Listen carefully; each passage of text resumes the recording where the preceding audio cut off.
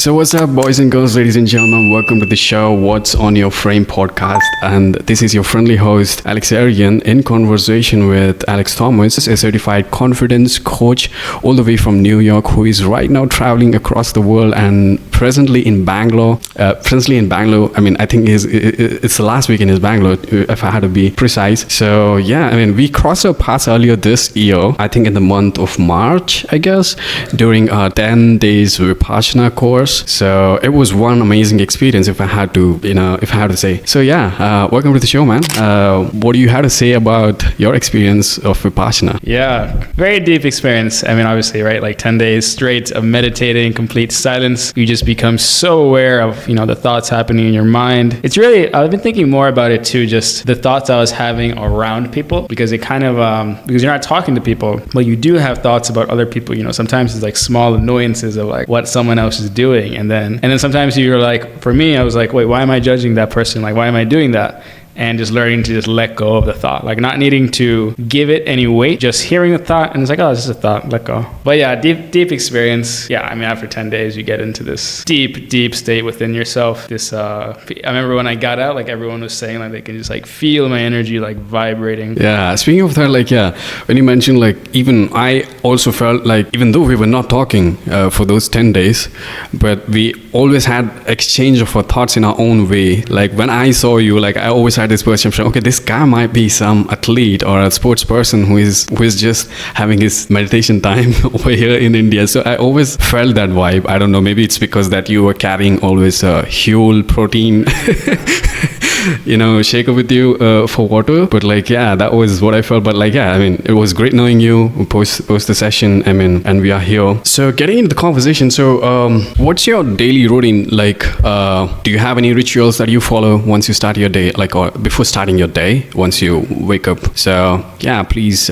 share. Yeah, absolutely. So this has changed a lot. I continuously experiment to see, what I need at that time. So currently what it is, I wake up, immediately I just jump out of bed. I go straight to my window and get some light because, as Huberman says, we need to get light in the beginning of the day. And I feel myself wake up more. I feel myself in better energy while doing that. And yeah, I basically just look at the light standing there for 5 minutes. I try as much as can to just be in the moment and not have my mind, racing with thoughts. I just, try to always let go of my thoughts and just go back into the moment. Once I finish that, I have basically a little couch I go to. That's my new meditation spot. I'm there for about an hour now, basically just following my breath. I started doing this once in a while. I'll do this like a little mantra of like, just like it's kind of happening in the background in my mind while I'm following my breath. And yeah, I do that for about, maybe the mantra for 20 minutes. Then I do a body scan, just like Vipassana, same style of a body scan. And then recently I've been getting into some like deep meditations. Okay, it's been pretty crazy the past few weeks, honestly. It's been pretty like a next level spiritual experience I've been having. Some people call it when you're in a meditative state where you are the consciousness and you are observing your own consciousness. Pretty fucking crazy, honestly. It's like you are aware that you are aware. And I feel it like right in the back of my head. I get like really deep into it. And it's like, wow, this like complete stillness that I'm just completely aware, like looking at my own consciousness. It's pretty fucking trippy, honestly. But yeah, it's been very deep. I've been hitting some states the past few days while I've been meditating. So I do that for about an hour. I use, like a timer usually, and then around an hour I'm done. Then I immediately will put my hand on my heart. I do like a little gratitude practice. So first I just, feel my heart beating, just feeling grateful that like I have this heart, right? Like I didn't do anything for this heart. I didn't like have to do anything. I was born with this heart, this beautiful heart that is able to give me energy, it gives me love, it gives me life, right? Like that I didn't do anything for. So I'm feeling just deep gratitude for this heart and breathing into this heart. And yeah, just like being grateful that I woke up today, like I'm alive. So that's the first thing I do when I start my gratitude practice, just being grateful that I'm here, I'm alive, there's another day, I have this whole day ahead of me. Then I think of 3 things that I can be grateful for. And these are, kind of random. Sometimes I would be grateful for someone I know, like a family member, a friend, whoever it is. Maybe I'll be grateful for an experience I just had. Maybe I'm grateful for, like today, this morning, I remember I was grateful on this, new spiritual path I'm going. And I just had a lot of gratitude for that experience. I was grateful for my mentor. I just had a coaching call with my mentor last night. So he was kind of top of my mind. I was grateful for this morning. I started my podcast, and I got this guy named Cute Blackson. He's a pretty cool guy. He's like a coach. Just excited because he said yes to getting interviewed. So yeah, feeling gratitude for that. So I think of 3 things, and I usually try to throw in one small thing, like maybe a small thing of like, I'm grateful for the chai shop that I go to. I'm grateful for like the omelet I get to eat in the morning. All these like, small things. And yeah, then I really just breathe into that gratitude, like really just feel it. And it makes me just feel, really fucking good. I'm just in this elevated state of gratitude. Like I feel it all throughout my body. Yeah. Then I do another practice, and I actually just started this a few weeks ago. So the person I learned this from, they call it metta. But in Vipassana, they also had the metta meditation. It's similar to, yeah, exactly. Love. I was going to say the love. But the person I learned it from, they also call it metta, but it's different. It's actually different than what we were taught by Goenka. So basically what I do is I think of someone that I would imagine has just so much warmth and love. So someone like Buddha, someone like Jesus, or sometimes I think of like Tony Robbins. So usually I do maybe Jesus, or even though I'm not even Christian, but so I imagine Jesus looking at me, right? I imagine Jesus looking at me with all this like warmth and love, just like looking at me and telling me that how I am right now is perfect. And wherever I am in my journey is perfect, even with your imperfections, you are perfect. Then I imagine switching into Jesus's body and looking at myself with all this warmth and love, like, look at this beautiful human being. And then I go back to myself, looking at Jesus again, and just feeling all this, like, loving acceptance from someone like Jesus. Or sometimes I do Buddha, sometimes I do Tony Robbins. And yeah, again, that just makes me feel just very good. Then I switch over to another practice where... And all these take, just a few minutes. It sounds like I have all these practices, but besides the 1-hour meditation, the rest of the practices only take a few minutes each. Like this visualization just took like 2 minutes. So then I do another practice where it's kind of like a loving kindness meditation where I'm telling, like, again, I put my hand in my heart. I say, may I be happy, may I be safe, may I be healthy, may I be at peace. And I'm kind of like imagining myself hugging myself. Then I think of someone I love, and I do the same thing. I, tell them, may you be happy, may you be safe, may you be healthy, may you be at peace. Then I think of someone that I'm neutral with, like, someone I just crossed my day with, like, someone that I don't really know, but I see, someone that I'm kind of neutral with, and I do the same thing. I'm sending them that love. Then I think of someone that I don't like, someone that has maybe done something to me in the past, like one of my previous bosses that I just still, have some unhappy feeling towards. I do the same thing, just opening up my heart again to that person and showing them love. Then I do it, this is similar to metta, where then I do it to everyone. So I'm like, may all beings near and far, and I imagine people all around me, and I imagine people far away. Yeah. I say, may all beings be happy, may all beings be safe, may all beings be healthy, and then may all beings share my love, and may all beings share my peace. And when I'm doing this, I'm literally feeling like this energy in my face is like kind of popping out. It's like aura popping out to people. And yeah, it just puts me in a very just, more open, loving mood, accepting mood of everyone. So I finished that. Then I would do, and yeah, this one has been, again, I keep on switching these, and I'm, testing different ones. Yeah.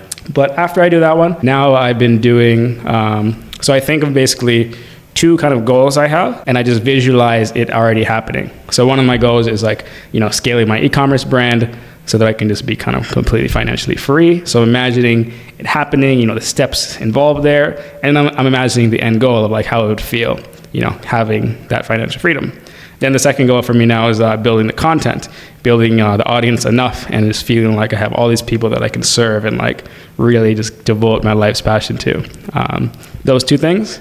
And then now recently I do one final practice where I basically put my hands in the air and I'm like asking the universe for strength, energy, wisdom, courage, everything I need to let go that day. Because recently in the past few weeks, kind of what my focus has been every single day is letting go. Like letting go of my thoughts, letting go of my blockages, past emotions, all that.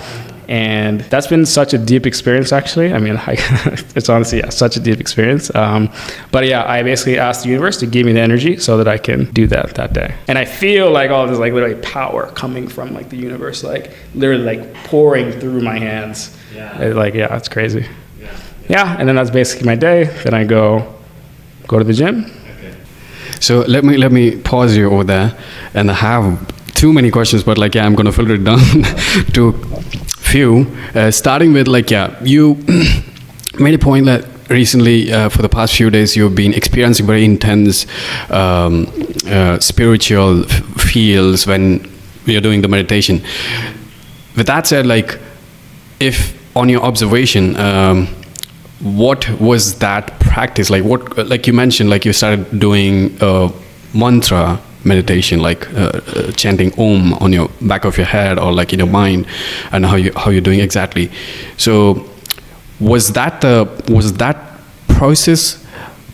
Did that process put you in more fastened way of your spiritual journey, whatever you're feeling right now, or like in your observation, what was that unique step that has helped you to attain the state what you just explained? Yeah, really what sparked all this was, I don't know if you're familiar with Michael Singer and his work. So he wrote The Untethered Soul, Surrender Experiment, Living Untethered. Yeah. And it's really all about letting go of blockages. Like he says, everything like how we are right now and what we want is because of past blockages, things that we either resisted or clung to. Just like how Buddha says, all suffering comes from resistance, from clinging to something or resisting. But when that happens, when we do that, we have these samskaras. Just like how Buddha says, we develop these samskaras. And what Michael Singer says is, all these samskaras are dictating our entire life. Everything we do and how we feel is based on these past blockages. And he really says the goal is to let go of these samskaras. Let go, because if you let go, then this energy, what they call Shakti energy, can just flow inside your body. And when the energy flows, there's no need for, like, you feel so whole inside that you're not looking for anything external, because everything we do external is, the way Michael Singer says, is we get these things externally that go around our blockages. So the energy found a pathway around these blockages, to go perfectly around based on this external thing. And then we feel good. But that's, so a lot of times things outside change, right? We don't control so many things. So it makes much more sense, and it's much deeper practice, is just to let go of the blockages altogether. Then the energy can flow. And then you'll get all those amazing same feelings that you're trying to get externally, but it's all coming internally. So you have no need of, you're not needing anything anymore. You're just feeling all these amazing feelings. So really, the whole process is letting go of these blockages. And I'll share some deep experiences I've been having with this too. So basically how Michael Singer says is, anytime you feel a disturbance in your mind, right? And he says all these subconscious thoughts we have, these automatic thoughts, like how, we have a voice in our head, right? We can consciously make that voice talk. But 90% of the time, there's just a voice that we're not telling it to talk. It just keeps talking, right? What Singer says is, these are voices coming from our samskaras. These are energy. The samskaras are energy, and this energy is trying to release. So it's trying to find ways to release in our body. One way is through the mind. It is trying to release through the mind. So anytime you have that disturbance in your mind, every time I've been doing this, I just let go. For example, sometimes I would have a disturbance of like, what does this person think of me or something? And then I just let go. I drop my shoulders and I just breathe. And immediately when I do that, I feel this energy just pop up in my stomach. Usually I call it anxiety, right? It's like a very uncomfortable energy. Yeah. And so the practice is just observing the energy, just like in Vipassana, right? Where you just observe with that perfect equanimity, where you're not judging, you're not like wanting it to go away, you're not doing anything. You're just in the witness consciousness of observing.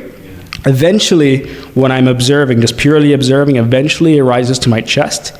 It goes to my heart, because as Michael Singer says, and even Buddha says, these samskaras are stored in our heart. Yes. And they come in with pain. They're stored with pain. They're going to release with pain.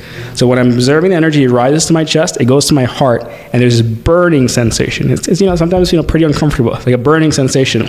Eventually, when I just keep observing in that witness consciousness, it eventually rises to my throat and then rises all the way up to my crown chakra. Once it gets here, it feels amazing. Like it's fucking ecstasy. It's like literally bliss, like this shooting of energy, like feels, I've been having it so much the past like 2 weeks. It's been crazy. But there's times when it rises to the chest, like fuck, it's sometimes really overwhelming and uncomfortable. So that's why you really need to just stay in that witness consciousness. But ever since I've been experiencing this, in my body, It's like in the past, like I didn't know what the fuck chakras meant, all this stuff, energy. Like I didn't know if I really believed it. I was more into like the psychology, what's proven. But now I'm experiencing it in my body, right? Like I'm feeling the energy start to rise up. I'm starting to feel better energy. I'm literally seeing the process happening within me. And that's just made me so devoted to this process of letting go. Letting go of blockages, because if you can let go of blockages and the beautiful energy just comes, naturally, that's like fuck. I mean, boom, life. That's the goal of life, really, right? It's like to feel this beautiful energy inside, and you don't need anything from outside. Yeah, true, man. So yeah, that's been my deep spiritual journey in the past few weeks. Yeah. Even like for past, like if I had to be honest, like I think from past 3 days, my serotonin levels are high. Like I've been feeling like so weirdly excited and happy. Maybe it's because that I'm getting in conversation with you, I guess, I don't know. But like, yeah, from my observation, like last night I was thinking like, yeah, what's the change? Like what food change? Did I do any different kind of food intake? Like what's making me? But like I still don't know. I haven't found the answer to it. But like yeah, even and before that, like there was this incident happened, like which made me realize, like yeah, which kind of triggered me. Like it also kind of links me up to your recent post on. Which you have posted about, like, a video of a commission ground, and you're talking about, like, we are not permanent, like our life is not permanent, on those lines. Like similar incident happened to me, but it was a little more in a different tangent, if I have to say. So one of my cousin sister, she got recently married, I guess, year, not even a year, like yeah, we can say a year, and she even had a child recently, and she was diagnosed out of nowhere. She was diagnosed with cancer, and now she has going through the treatments, and like yeah, what happens to the person like once they are facing a cancer, right? Like it's very slim chances, and yeah, I mean this kind of triggered me in a way, like okay, what the fuck am I doing in my life? And there was a chain of events that happened after that. Like yeah, the part of letting go, like the Vipassana start triggered. I mean, the what we learned in Vipassana of letting go, like that kind of started triggering unknowingly, and there were a lot of things that I was stacking up inside, even though I did those 10 days, like which made me realize for that after this incident, and like yeah, man, like yeah, like you said, after like kind of dealing with certain things, I feel more better. Like I feel more focused. I feel more energized. I could definitely see that or connect to whatever you are saying, because many people who are listening to this, even I also come from that place, have this perception, what are these guys are thinking, like those rituals or anything that we do might look a little funnier, but in the end it's so personal. Once you start connecting to yourself in a personal way, like you'll start enjoying those things. I mean, it will definitely becomes a meaningful ritual. It's not the same, like the daily morning ritual. What you're going to be doing is completely different from what I'm doing, but like again, it's a personal way of doing things. So yeah, moving on to the next one, like I wanted to talk about circadian rhythm. I also believe that like you also come from a fitness routine, like you said, like in our previous conversation you said like yeah, you have a fitness routine, you do also do yoga and stuff. So yeah, with that said, like what's your opinion about circadian rhythm? How important it is? Do you follow? So yeah, I mean, I don't know, the only things I know from it is, what I learned from Andrew Huberman, from his podcast, where he has, I think, like 4 episodes, I think, on the circadian rhythm. He's the man. He's a neuroscientist. He's incredible. Yeah. He's a blessing to the world. Yes. But yeah, I mean, I definitely believe in it. I believe in how we, need to adjust our light, and we should, have a schedule of when we should get light. That's why, right in the morning, I immediately get light in the, to start my day, immediately get light. Mm-hmm. And basically I try as much as possible to not get light, after 9 p.m. I have like these blue blocking glasses. Sometimes I get candles, because candle light is okay. It's not the same at all as compared to, light bulbs. But it depends, I have definitely not perfect with it. I know some people who, I think after 7 p.m. they shut off all their lights. They have candles throughout their entire house, just living in darkness. I'm not at that level. But I definitely believe in it for sure. I mean, to get, it's all about getting quality sleep, right? And sleep for me is so important, getting good quality sleep. I try to make that as big of a priority as possible because I just know the complete difference on how I feel, right, when I get good sleep and versus when I don't. Yeah. Do you think the circadian rhythm is very much in connection to neuroplasticity or changing the behaviors, like doing or following a circadian rhythm, aligning your lifestyle to the circadian rhythm? Do you think, or in your experience, is it directly influencing how we build a habit or how we change our way of thinking? Yeah, that's a good question. I mean, really, that would be a good question for Huberman because, I don't know if circadian rhythm is something that we can change, that we can because of neuroplasticity, we can change and adapt to. As far as I know, it's something that's, we've evolved to from, hundreds and hundreds of thousands of years of evolution to, follow these light cycles. Yes. I would imagine no, because you look at these people who have night shifts, right? They work at night and they look pretty miserable, right? They're like zombies, that cannot be healthy for them. I would take that you're talking to me because you know that. Oh, you work night shift? Yeah, go ahead. But yeah, me personally, I was like, yeah, I don't think I could do night shift. But that'd be a good question for you then. Do you think you've adjusted because of that? Is neuroplasticity working where you're now adjusted to being nocturnal? Yeah, I would say again, my enlightenment with the concept of circadian rhythm was recent, and of course, Huberman's podcast has given us a massive information in terms of science and proofs and stuff. Yeah, I do follow. I would say though I work night shift, I have a quite weird. I don't want to get into the details of my timings, but I kind of make sure to sleep at least as close to 12 p.m. a midnight. So 12 a.m. Sorry.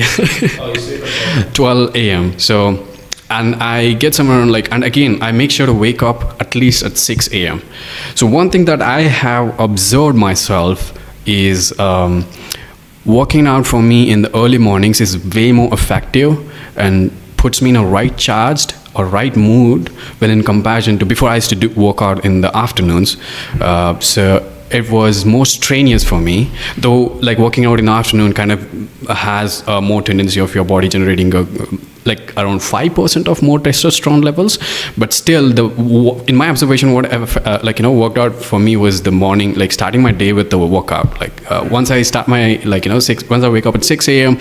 so I hit the gym after my daily rituals of in a similar fashion of I do 10-15 minutes of singing bell meditation, if you are familiar with.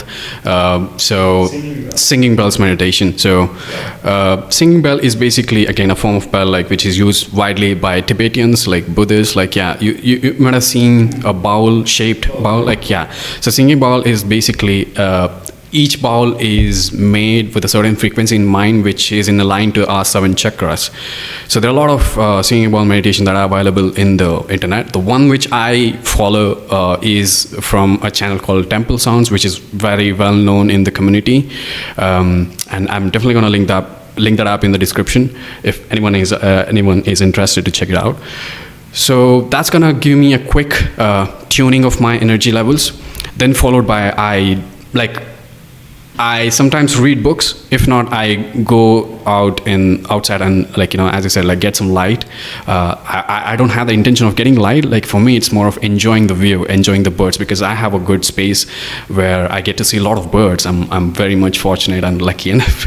There's a beautiful big tree right next to my home, which kind of attracts a lot of birds early in the morning. It's an amazing experience, and especially when it's not a cloudy day. It's so amazing. And I'm gonna spend some time over there.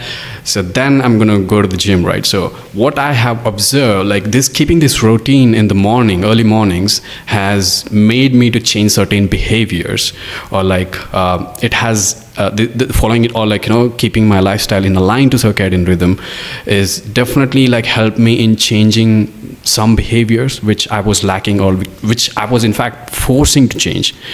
But this became so easier, just following with the nature has become so easier for me not to force. It just goes with the flow. I mean, I don't need to do anything. And even like in terms of food intake, I stop my food intake at like maximum 8 p.m. No intake of food post that. So again, this is also, if you ask me personally, like this is also in line with the circadian rhythm, like because our digestive system, if we kind of go back or trace back, like we as humans were supposed to eat before sunset or like right near sunset. So but like now with the new lifestyle and stuff, we have so massively exceeded, and with the instant food delivery apps, like I had the bad habit of consuming food even in the late nights. Like don't ask me about that, like which was way more worse. But like following this routine, right, like of my, like following to keeping my lifestyle in line to circadian rhythm, like it's been massively amazing experience. I would say it has shown me a lot of positive changes which I could do easily. So that's my experience, man. Like I mean, it just gives us more energy overall. Even also with eating, you should eat at most 4 hours, at least 4 hours before you go to sleep. Because if you eat right before you go to sleep, a lot of people think that they get good sleep after they eat, right? Because they're so full, they get sleepy. You get sleepy and you fall asleep, but that doesn't mean you get good quality sleep, because your body is digesting, so it's using a lot of the functioning and energy to digest, and not in the restorative parts of like REM sleep, deep sleep. So you're going to fall asleep faster, but you're not going to get good quality sleep if you eat right before. True. So speaking of your daily routine, like do you have any supplement stacks that you do on a regular basis, or like it can be any kind of a nutrition supplement that you do, and along with that, what's your food habits? Like do you consume meat, or you're plant-based, or you're pure vegan? Like so I start my day with athletic greens. I don't know if it's popular here in India, but is it spirulina? Huh? Spirulina. No, athletic greens, it's basically like an all-in-one nutrition. It's all organic ingredients, but it basically has everything you need, basically like all vitamins. The only thing it doesn't have is like vitamin D, anything K, K3, but they give you a separate bottle for that. It's a green powder. It's a greens powder. Like it's what known here as spirulina, if I'm correct. Like even I do that. Like spirulina, I think that's it's a part of it, I guess. In athletic greens. But I love athletic greens. It's quite expensive. You would actually see in most podcasts, like with Andrew Huberman, Tim Ferriss, athletic greens is a sponsor. Sure. Eventually, one day, I want them to sponsor me. That'd be dope. Or at least give me free stuff. Because it will happen. I'm pretty much sure about it. Like the phase that you're going, like I would be so happy because I actually use the product, and I like the product. I mean, it's hard to say really how much of a difference it's making because I'm doing all these different things.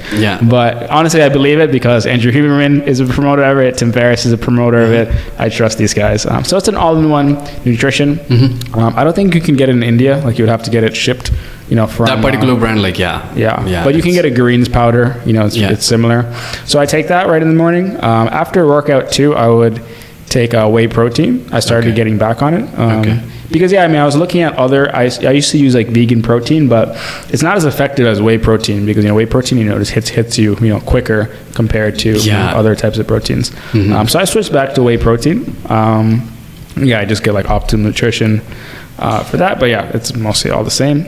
I actually recently started using creatine last month. Creatine. Good. Because creatine is good. People like Huberman, Tim Ferriss, they're all about creatine. Yes. And they show all these benefits with no side effects. But I've been actually having a side effect that I'm like, definitely not. I stopped using creatine. So I've been having the past month having like hair loss, hair fall, and my hair was getting thin. And I was thinking it was like all these different things. Like I thought it was maybe the new shampoo I was using, or the soap, or my air conditioner, like all of these things. But then I never really thought it could be the creatine until one day I was talking to some friends and they talked about creatine, and they said how it has contributes to hair loss. They said they all experience hair loss too. They know a lot of people that experience hair loss. So then I started researching it, and there is actually some research. It's not complete evidence that it will lead to hair loss, but there is a lot of anecdotal evidence that creatine will lead to hair loss. And I think it depends on the type of person. But at least for me, I was experiencing it, and I stopped using it for 4 days, and already my hair is thicker. It's growing again. Is it? So it's pretty clear for me that creatine for me was, I was having hair loss. It's funny. The past few weeks, I've been, as part of my letting go practice, I've been just like letting go of the idea of like needing hair. I was like imagining myself bald and just like accepting it. Yeah, but true, man. it looks like I won't have to do that for hopefully a bit more time. But yeah, so I was using creatine. I definitely have been getting the increase in muscle mass from it. Yeah. But yeah, I stopped using it because of that.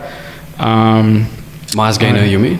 No, like the creatine. So Creatine, I was getting more muscle, but I stopped using it because of it. Speaking of creatine, even in my observation, even I do take creatine after realizing how important it is. But I never gave a thought of my hair loss.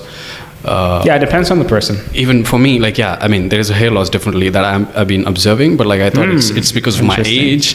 See, I was kind of figuring out how to accept myself with how to accept myself with being bald. I kind of accepted. I have accepted it, thinking this term. Fine. It's one less thing. It's a one less thing you need to worry about on your daily, getting outside when I was stepping outside. But I would say from my observation, it wasn't that much. Creatine is not contributing to my hair loss. There might be some other factors, but creatine has a huge benefit if you ask me. I think the big guys have already spoken, and there are research made. There's a misconception which I came across recently while having conversation with one of my colleague, at work, where he was mentioning, hey, there is a nicotine mixed in creatine. I was like, bro, which brand creatine are you taking? Because there's a lot of adulterated creatines that are being sold in the market, even in Amazon, India, right. because creatine comes at a very higher price, and it's being sold at a very cheaper, for $400-300 the creatines are available in Amazon. But those are very highly adulterated, and I'm not even sure. Whether they are the purest form. I think those are the ones which lead to Well, I took the creatine monohydrates. That's the pure form. Yeah, of course. So that's what the other thing which helps, from what I remember or recalling hearing, is creatine does help us to restore, water levels in our muscles, right? So that's what makes it more effective. So creatine is good. There definitely are. From the research, there's tons of benefits. But for me, there's hair loss, so I stopped. I would prefer to have hair. But I would still try ask you to try once you move out of Bangalore, because from my observation, even in Bangalore, there are certain places where just because of the water, people are losing hair. That too, there's a hard water level. The hardness in water levels, which a lot of salts and stuff. You should try out when you change or other place. So man. I was using creatine. Other than that, I use vitamin D3. Because I think, especially for Indians, it's hard to get vitamin D. It's I don't know. I know a lot of other Indians that are also struggling getting vitamin D. Even though I get sunlight, you mean? I get enough sunlight, but for whatever reason, my vitamin D levels are always pretty low. I use that vitamin D3. It's also from athletic greens. Okay. And then I also take omega-3s. So I eat, I eat mostly vegetarian, but I also eat fish and eggs. So it's not vegetarian. Okay. I don't eat chicken, pork or beef or anything. Okay. But on days, so I eat fish maybe 2 times a week. And on the days I don't eat fish, I would take the omega-3, to get that same omega-3. Okay. Otherwise, I started drinking milk again because of the chai.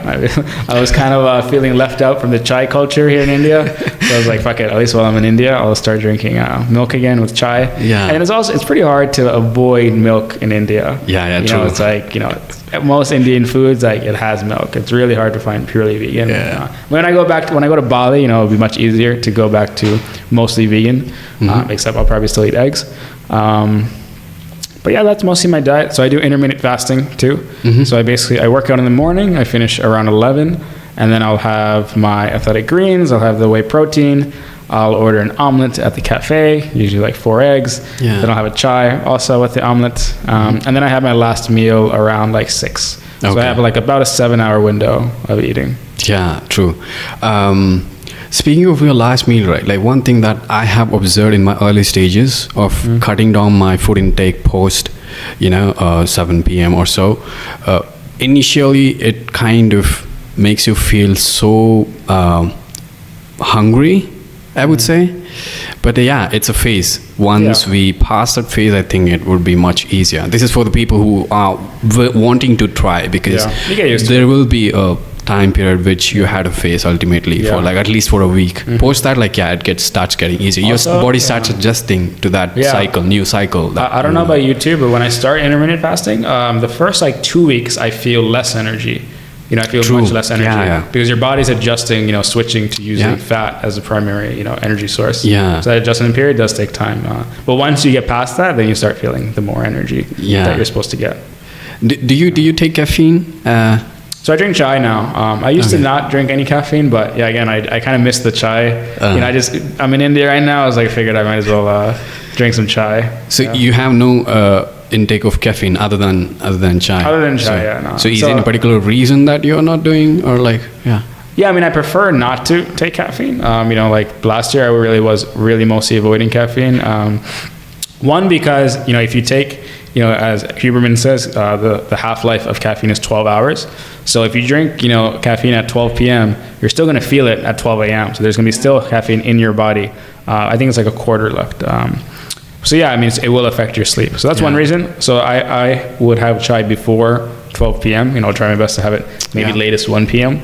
But also just in general, I like the idea of, not needing any external way of getting energy. Like I don't want to be reliant on any other way of getting energy, because I think it's completely possible to have all the energy come from within and come from, a healthy diet. So I really prefer that. It's kind of like a sports athlete mentality of just, not wanting any external ways of, being addicted, using caffeine as a way of getting energy.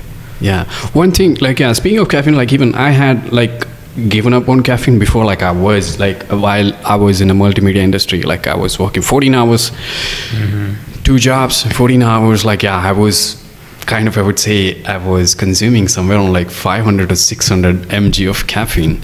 How many cups is that? It's not. I'm not talking about the coffee. I'm talking about I was consuming 4 cans of Red Bulls, or along with in that there'll be 2 cans of 500 ml of Monster drink. Monster drinks. Right? That's a lot of fucking energy. one thing that I kind of started realizing when I was highly caffeinated was oh, my blood sugar levels are fucking high. And I used to get angry very easily on all the small things that or a situation that used to happen during work. Yeah, man, and I was so I was so addicted in a way. If I'm not drinking any caffeine, my energy levels are fucked. Yeah. I was in that situation. But it took me time. Then I was off the caffeine completely for a couple of years.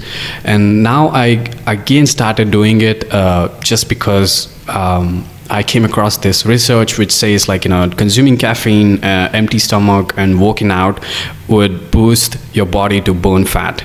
So which has ultimately shown a massive result for me. And if you have observed me previously to now, I had a lot of cheeks. So I'm not saying that I was obese or something, but I still had a bit of fat that I did not like myself the way I looked.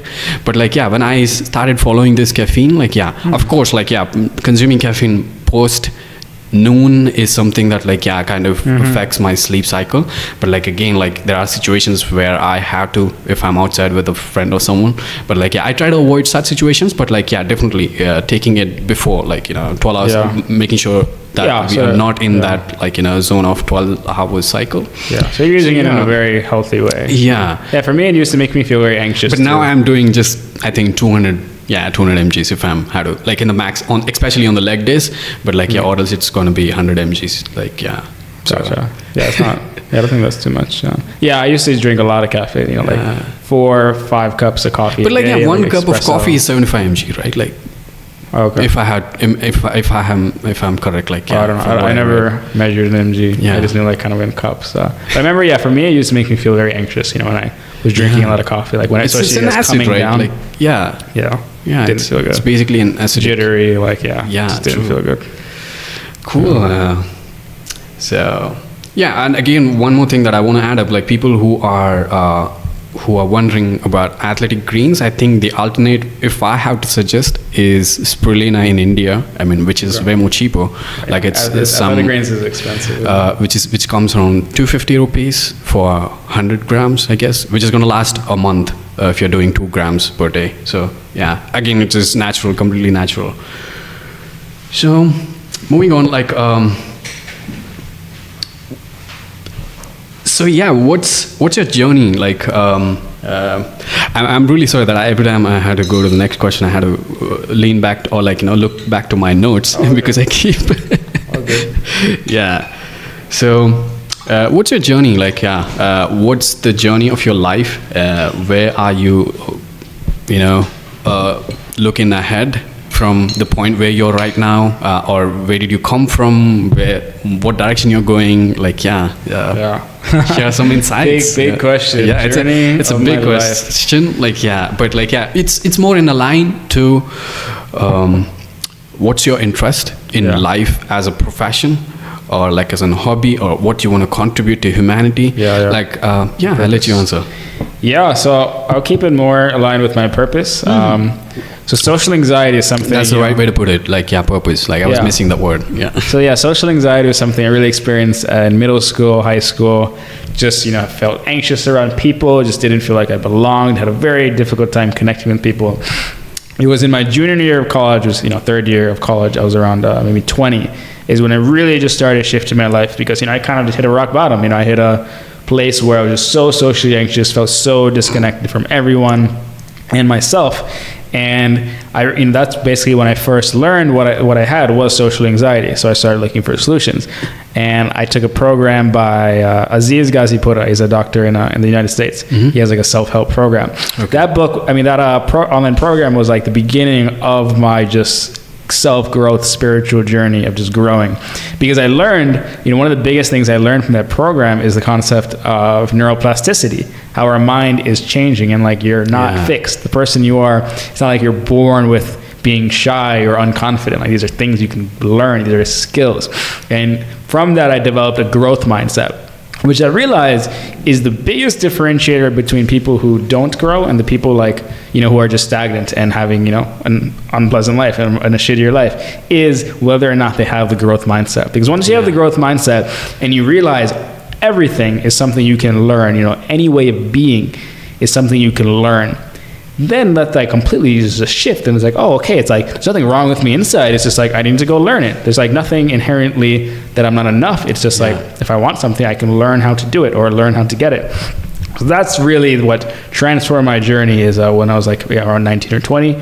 From then, I've just been just so passionate about self-growth, working on my own confidence. I started doing these events called rejection therapy when I was 23. Basically, it's a part of CBT, cognitive behavioral therapy, where you're exposing yourself to the fear of rejection, which is really the root of social anxiety, right? Cognitive behavior therapy. Yep. Okay. That's so exposure therapy is part of cognitive behavioral therapy. Cognitive behavioral therapy basically says that your thoughts and your feelings, your thoughts and behaviors are going to affect how you feel. Yeah. So if you want to change your feelings, you can change your thoughts, get better mindset, talk better to yourself. Thoughts are the language of your brain and feelings are the language of your body. Yeah. It's a quote from Joey Dispenza, Dr. Joey Dispenza. Right. Yeah. So if you want to change those feelings, you could change the thoughts, or 2, change the behavior. Yeah. So the behavior part is doing the exposure therapy, where you're exposing yourself to the fear of rejection, and you're showing that part of your brain that you can actually get rejected, and your body doesn't need to react anymore. Yeah. That fight or flight response will get desensitized the more you do it. So I started doing these events in New York City, where I was maybe 10, 15 people would come, and we'd do these different challenges. Really, it was in the beginning, it was all about me. I wanted other people to do the challenges with, because I knew if I was doing it all by myself, the chance of me doing it consistently was very low. Yeah. But I figured if I start a group and I'm responsible and people are coming, I'm kind of forced to do it, right? I designed basically my life in a way. You're building that atmosphere, I basically designed this thing around my life where now I have this event that I'm leading. So now, like, if I knew if I started the group, the chances of me actually doing it consistently and doing these challenges consistently is infinitely greater than if I was doing it just by myself. Yeah. Because I tried doing it by myself and I would do it like once in a while and then I'll stop, right? And I didn't get the results. Yeah. So I started the group, and within just a few months, again, my life just transformed because I was doing all these challenges, just getting comfortable talking to people, getting comfortable being judged or rejected. It was during, I would say really when I was around 20, when I first took my first program, is when I was really inspired to, like, I really felt like everything I was learning, like I was overcoming social anxiety, is because one day I'm going to teach this to other people. Like, I'm going to show other people how to overcome social anxiety and become more confident. And that's really been the anchor for the past like 6 years. It's like I have been doing, other businesses in the meantime. I have an e-commerce brand. Okay. That's really more of a financial thing, but I know long term, my life's work really is to help people with social anxiety and help people in general just, connect with others and then also connect with themselves. Yeah. So I also have like a mentor and coach. He's also been guiding me.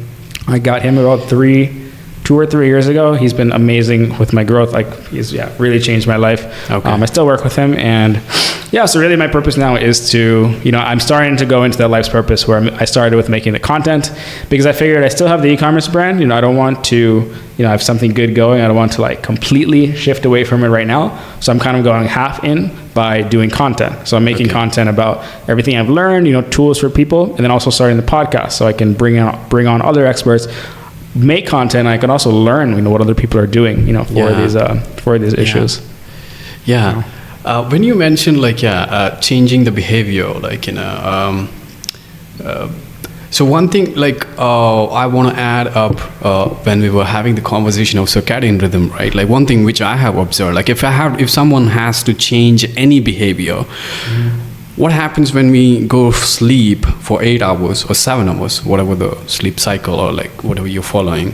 So your brain will be in a state of rest. So of course, at the subconscious level, there are basic things that's gonna keep on happening, which is not in our control. But at a neural level, like there is a rest, is what I feel. So once you start your day in aligned to circadian rhythm, and once you focus on a particular habit, like whether it's a meditation or whether it is going to your gym, so you're forcing to make a new connection. So that's where the new neural nets are built, and that's where which will be replaced with, let's say, bad habits with the new ones, if I'm correct. So that's the one, which has highly effectively helped me in my observation for me. Yeah, it's just all about habits, right? Yeah. Atomic Habits also changed my life about 1.5 years ago. Yeah. Just after learning about how habits are built and how you can use these strategies to create habits. Yeah. Because our entire sum of our life is based on our habits. Like, if you change your habits, you're completely going to change the entire trajectory of your life. Yeah. There's one more thing, which I did have that as I would say it's a bad habit. I would say, if I had to quote it, I don't know how you're gonna look at it. Like the habit of we all have the habit of checking our phones and emails or anything for that matter. Like right the minute we wake up, right? So I had stopped it completely right now, but So there was this guy. It's actually a comedian. He's actually a comedian named Anderson. I don't know whether you have heard of him. So he has made an amazing, beautiful, piece of video explaining how emotionally vulnerable we are getting exposed the first thing in the morning. Like, for example, he gave this beautiful example, which I would love to share that right now. So where he's stating every video is 15 seconds, right?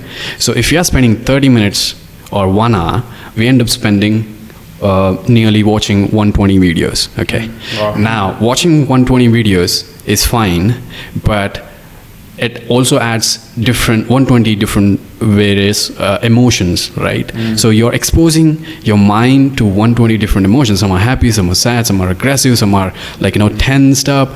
So if you're exposing your mind to first thing to that level of emotional vulnerability as a first thing in your morning, the rest of the day is so fucked up.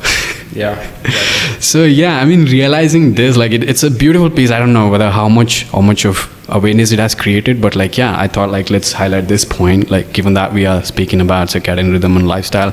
So it's a beautiful piece, and shout out to Anderson. So hope he or gets to see this. Yeah, I love what Tim Ferriss says. He says, if you win the morning, you win the day. And exactly. That's really changed my life. You know, like a year and a half ago, when I decided I'm going to prioritize just fixing my morning routine, because if I fix that, my entire life entire trajectory is going to completely change. Yeah. That's really what, now I have this, pretty long morning routine, right? It all started from deciding to fix my morning routine. So I put my phone on airplane mode at night.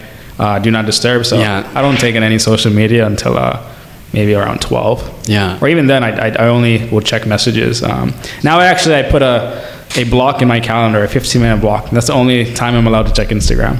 And that's just for replying to messages. Because I completely know, I'm very aware of myself on when I am scrolling my Instagram, like all those other negative thought patterns of like needing something or wanting stuff, like just feeling not good. It always happens right after I'm scrolling. Like it's just so clear that happens. True. Yeah. So what would be the one word, if you had to, one word or one line, if you had to describe yourself?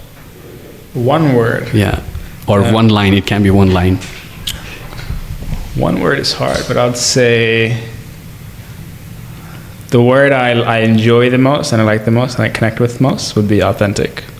Okay. Yeah. Okay. So authentic as in? Just showing my full self, true self, connecting to my most authentic, real self. So little deviation here. So what's your opinion about the Great American Dream? What's called? Because this is coming from the perspective, like knowing that your parents moved to America with that same thing in mind. Now, given that you being a part of their life, experiencing it, what's your opinion? How do you see it? And what's your version of the Great American Dream, or like what do you have to say about it?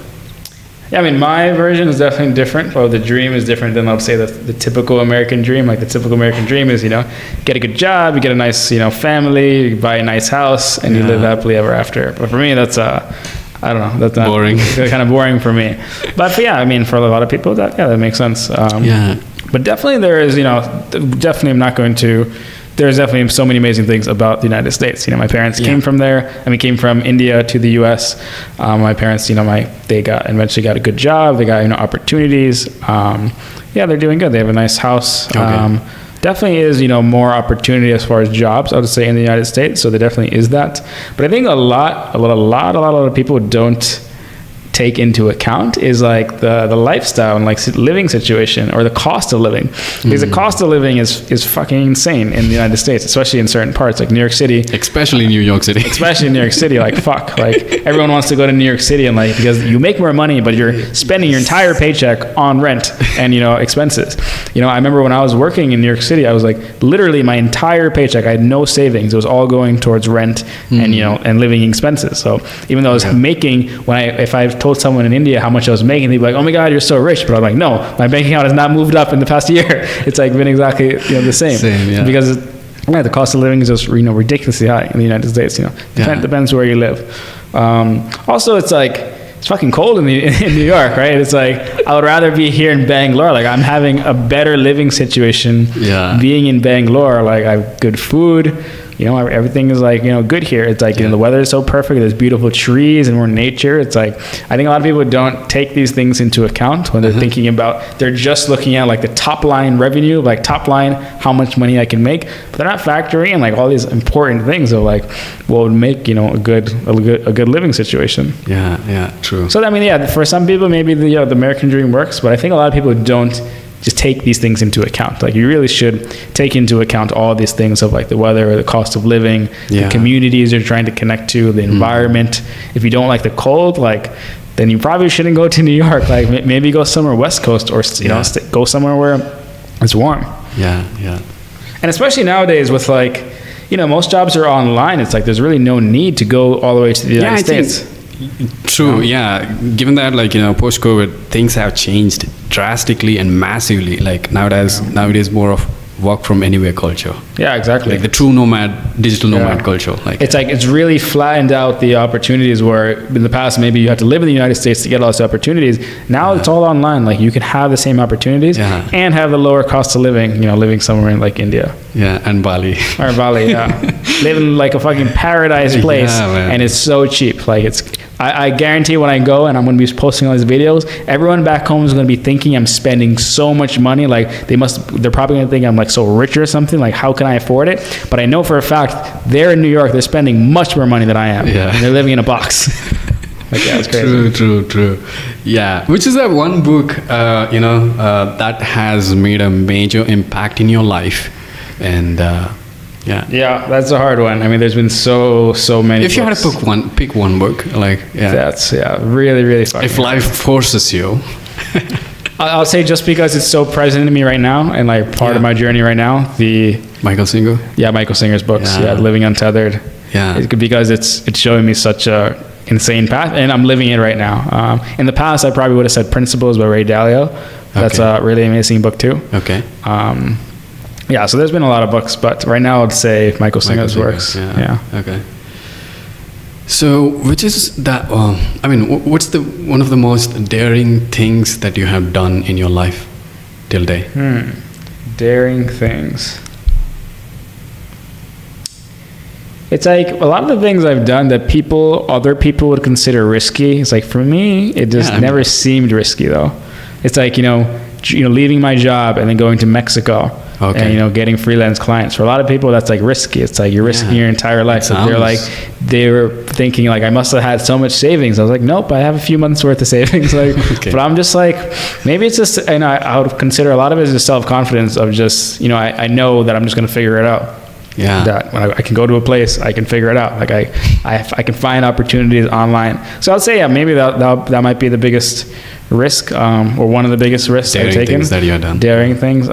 Maybe another daring thing was, so I got my master's in accounting, right? Well, I was working towards getting my master's in accounting. Okay. But during my graduate school is when I started getting into the world of startups, right? I started making this, I was working on this app, and I wanted to launch the app. But, the app didn't work. Basically I realized I just suck in marketing. So instead of getting the nice cushy, accounting job, I could have worked, been a CPA, get a very nice, high paying salary and, sold my soul to one of those accounting firms.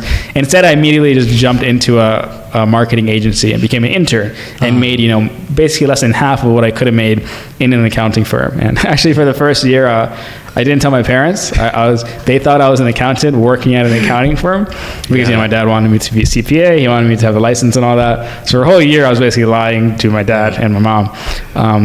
They thought I was an accountant, but I was really, working at a marketing agency. But that was the best decision in my life because that's where I learned the fundamentals of digital marketing. Okay. And my e-commerce business is completely built on those fundamentals. Okay, amazing. Yeah. On a scale of 1 to 10, how would you rate yourself? How materialistic are you? And what are those few things, if you had to pick, which you wouldn't live without? So 10 being most materialistic, I would say I'm like a 1. Okay. I'm definitely a 1 or 2 maybe. Like I try to be as low as possible. Even for example, like I was just saying my hair, right? Like I was even letting go of the idea of needing hair, of how it would look, just accepting whatever life, brings to me in that moment and not needing to control everything. Honestly, I get churned off by people who are, I get churned off by materialism. When someone wants to have the, luxury place or get the nice watch and it's churned off, but it's more of just a knowing that they're very insecure, more likely than not, they're insecure inside and they're looking for things externally to validate themselves or to make them feel good. So it's not like I'm not liking them or thinking they're bad. It's just I can see why people are doing it. But for me, it's that's really not the crowd I typically like. It's, I prefer to be around more people who are spiritual, who realize that true happiness and everything comes inside, not outside. So give me a list of things that you feel that you couldn't live without. Is there any list do you have, or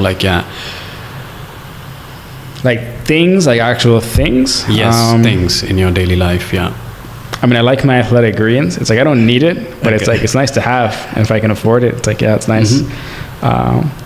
Okay, my executive assistant. Maybe that's like my most materialistic thing that I like. Like I just hired her like 2 months ago or like a month ago, and that's been a life changer. Like now I would be less. Yeah, I would very, very happy having her in my life because she just does a lot of stuff that I don't need to do anymore. But as far as like physical things, I mean, I like these little bands. It's like cool. Like I probably spent like 100 rupees on this. This chain too was like a few hundred rupees. No, I mean to say like the list of things that you feel you couldn't live without. One is athletic greens, like But even that, it's like I can live without it. Okay. There's I can't really think of anything that I feel like I need. That I can live without. Like aside besides my body, like like even my hair is like I can live without my hair. Like I can be perfectly happy without it. So there's really nothing. I can't really think of anything that. It would be maybe my laptop. So maybe internet access. That would be even that like that's huge. Internet access is even huge. that like if it happened like I'm sure I can learn to still be completely happy without it. But fuck yeah, I mean internet's amazing. So yeah, I would say if there's an answer for that, it would be internet and having a laptop. Speaking of like you mentioned that you were facing social anxiety earlier in your life. So to overcome that, you have certainly gone through a lot of steps. You had taken mentorships and whatnot. With that said, as a side A, did you go through any kind of a medication, like consuming synthetic pills? Was there any situation like that, or what's your opinion of medicating someone going on a medication to overcome any kind of mental, disorder or I'm mental challenges, like I would say. I'm like really against taking medication for mental disorders like social anxiety.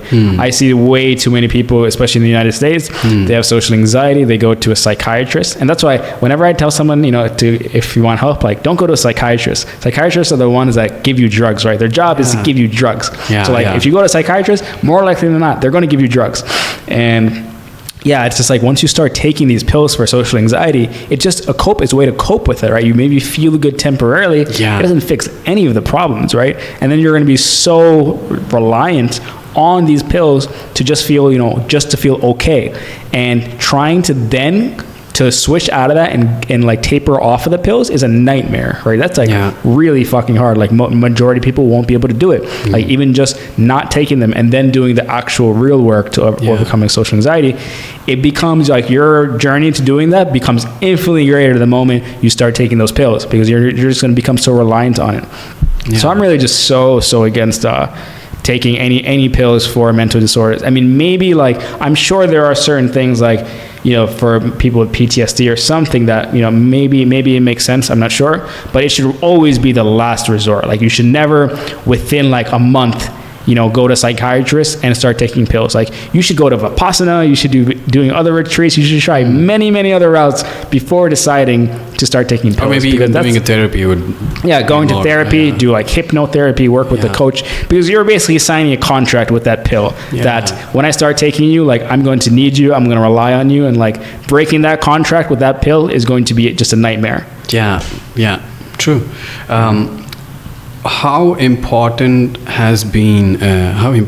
the education has been in the as a part of your journey or the success that you have had till this point? How important the education played in your life? Good question. I mean, I'm honestly a big disbeliever, and I'm against most formal education. Cheers to that. I think it's like a fucking waste of money, especially in the US. Like I know people with hundreds of thousands of dollars of student debt in America. They're going to take 20 to 30 years to pay that off, and they're never going to be able to buy a house, never to buy anything. They're always going to have to pay that student loan. And they get these people to sign these loans when you're like 17 or 18, you're taking these like tens of thousands of dollars a loan, but you can't even drink alcohol in the US until you're 21, right? It's like, how fucked up is that? Like, it's so really just like, it still gets me a bit pissed off, honestly, that like that's allowed to happen, that people are allowed to do that. And they do it because everyone else is doing it, right? Everyone thinks that's the route. You need to get a college degree. Follow the herd. And exactly, just following the herd. And I mean, you don't need that formal education. Like learning and formal education are they're not. It's not like you only learn in formal education. Like everything I've learned, like all the things I'm using today in my life, I didn't learn it in college. I learned it by either watching YouTube, taking online courses, working with mentors, experience. Even though you lived in a highly developed country or place, being in New York. I went to university, SUNY Albany is the capital of New York. I went to that university. Like, the education was not good. Like, I've learned way more by reading a book by an author that's an expert in something than like years of college. Yeah. Like I started really realizing that, maybe in my third year. And that's when I really just started shifting to wanting to read books, because I realized I was learning way more from, learning from an author that has actually done it compared to learning about a professor that is just talking about theory, that's never been an entrepreneur, that's never started a business or done anything in their life. And I used to think that maybe for business and stuff, you definitely don't need formal education. I thought maybe, math and sciences, I had some friends argue with me saying you need formal education like for math and sciences, but Elon Musk says you don't. So I trust Elon Musk more than my friends who are more in that herd mentality, thinking you need formal education. So I think you can learn absolutely anything, without formal education. It's all online. It's all available for free. It's really just your willingness to learn. Yeah, the mindset. Yeah, it's just your mindset. Yeah. If you have that growth mindset. Yeah. So what's now the boom of AI? With the boom of AI across the world, what's your opinion? Do you see that as because there's a lot of debates, right? Like AI being a threat, and equivalently there is a lot of debates that also says like it's a boon to the humanity. Yeah. So with this said, what's your experience? In your experience, like till date, like have you experienced any AI tools, or what do you have to say? Like what do you? How you look at it? I completely see it as an incredible tool that like we've just been giving. Like it's like now if you look at Google, like is anyone going to say I wish I didn't have Google? It's how much better has your life been because of Google, right? Yeah. AI in the same way is like for me, my business, like so much, I'm using it for so many things that things are just so much easier. Like I have a small team, but all of my team members can do the work of now like 10 people because we're using, AI tools like, ChatGPT, DALL-E. There's so many other plugins and tools that go with ChatGPT, but I think it's such an amazing tool, and I think the people who are afraid of it, they're the same people that anytime there is disruption in the market, they're the same people who are against it because they're afraid of losing their job. Like for example, people used to do accounting on a pen and paper, right? And then Excel came out, and then QuickBooks came out. Yeah. So people who are doing that and were only skilled at that pen and paper stuff, they lost their jobs. And if you're not willing to adapt, those people will be at risk. Yeah. That's really because they're not willing to adapt. They're not. If they had the growth mindset that they're going to continue to learn and continue to add value, you will always find a way to add value to people. Yeah. As long as you have that mindset. But otherwise, like if you are looking at AI as a tool, you can do so much. Like you can do the work of a whole team by using these tools. This is only if you're willing to want to like use it. Yes. Otherwise, if you're not like thinking about like, or if you're like, oh fuck AI, like we shouldn't use it, everyone should stop using it. That person is fucked. That person is going to lose their job and they're going to have a hard time. Yeah. But the person who is like, wow, like look at how much I can do. Look at how much of an opportunity this is. Like look at this tool that like I can do all of these things like in a matter of seconds with AI. That person is going to win. That person is going to succeed with it and have a great time. True. I mean, it's a part of an evolution. Whether you want to be a part of change, whether you want to be a part of it, it's not up to you. It's up to you again. Like right. Oh yeah, no, but like it's going to move. Like it's going to move with or without you. Exactly. Like, change is the only constant, right? Change is the nature. Change is the nature of life. Like if the people that aren't evolving with it, like it's not because of this change. Like another change is going to happen. Yeah. They're eventually going to get screwed up by another change. Now the Vision Pro, like it's the Apple's Vision Pro, like the goggles, like I mean, right now it looks like a scuba dive, what do you call snorkels, but like eventually it's gonna evolve. But like that's a huge change in the entire design industry, if I had to quote it. But like I mean, amazing, man, amazing. The technology, that's the speed of technology. I think it's amazing. It's been developing. Like it's mind blowing. For me, it's like if you're using these as a tool, again, like as a business owner, I think of these as tools. It's incredible. Like it's just, you have so much power in your fingertips with these free tools. It's like, it's ridiculous. Yeah. So I think we are almost at the end of the session. Now I want to go a little deeper with this question, and I think we did even come across this topic. But yeah, here's the thing. You recently made your trip to Rishikesh, and there was this your visit to cremation grounds. You had you exposed yourself to the process, the last ritual rites of a human being. That's in our culture, right? So in Indian culture. So with that state, what was that state? Because I personally, on my observation, I felt there was some kind of a change that I could see in your contents. And what was the state of mind that you kind of exposed to, and how was it? I want you to share those moments. Just going to Varanasi was like, I'm really happy I went. I was actually considering not to go, but yeah, so happy I went. And really the main reason I wanted to go was to check out the cremation place, to see, to experience, bodies being burned, just like thinking about life. So I was there for pretty much like the whole day, looking at bodies getting burned, like throughout the entire day, and just like sitting, just thinking about it, reflecting. And then sometimes I'll take a break, I'll come back and like just watching and just thinking just about life. And like you said, you had a life-changing moment because someone you knew was had cancer, right? That makes you just think about death. And all the spiritual teachers, they talk about this, right? That like death is such an important teacher that you can have, and like for most people it's too scary to think about, right? They don't want to even consider the idea of dying. But like if you can just embrace death and just face it and realize that life is temporary, it can be so powerful and freeing, because you realize like, I'm going to die one day. Everyone, like literally, you're going to die, like everyone around me, everyone that I'm looking at is going to die. Every person that I was worried about what they're thinking of me, what they're going to do, all that, those people are also going to die. So it's like, why am I putting so much mental energy and worrying about, these things that pretty soon are not going to matter, are going to be completely irrelevant. So it really just makes you take a step back and just think like, so I have this one life, I'm going to die eventually. How do I want to live it? Like, what is most important to me? What do I value? And then fuck everything else. It's like how Mark Manson says, what's his book, The Subtle Art of Not Giving a Fuck. It's like, you need to build a skill of learning to not give a fuck about most things, because most things are irrelevant. And I think really when you just look at death, that helps you do that, because you realize that you're going to die. So you just think about, what do I really care most about, and how do I want to live my life, and fuck everything else. So speaking of that, like you said, like thinking about someone being like, the third person that's being judged, like how they're gonna feel about me if I act. So if we are thinking in these terms, even on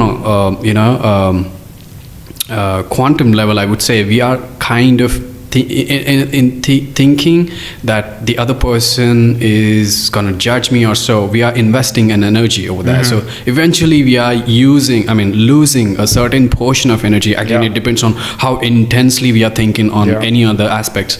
So it will bring down our energy levels. Of course, like the valuable life energy, if we are investing it on something that is totally irrelevant, which is not adding up to our life, then there's no point, right? So it's so I wanted to the only reason is like it also, like I said, I was also kind of experienced in a similar fashion, but it was a different it was a different one. Like I was not closely experiencing anything, but it was someone that I knew was experiencing. Even that's where the question came in.